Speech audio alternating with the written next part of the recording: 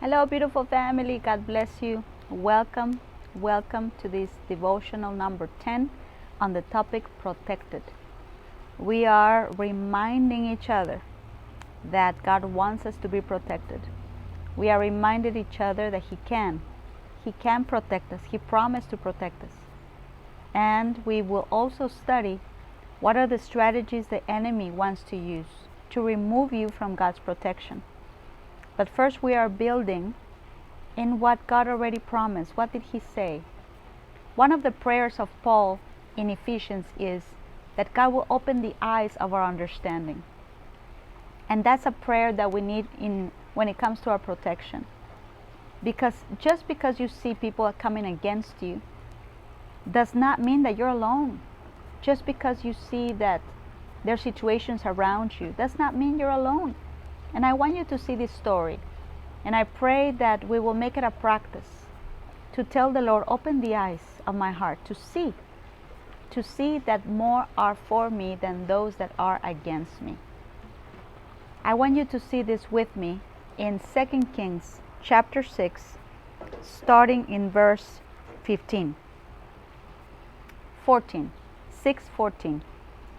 And it says, Therefore sent he thither horses and chariots and a great host. They came by night and compassed the city about. And when the servant of the man of God was risen early and gone forth, behold, a host compassed the city, both with horses and chariots. And his servant said unto him, My master, how shall we do? And he answered, Fear not. That's always the first thing, family, to deal with. Don't be afraid because of what your senses are telling you. We don't walk by sight. And he said, Fear not, for they that be with us are more than they that be with them. And Elisha prayed, and this is my prayer for us too, and said, Lord, I pray thee, open his eyes that he may see. And the Lord opened the eyes of the young man, and he saw.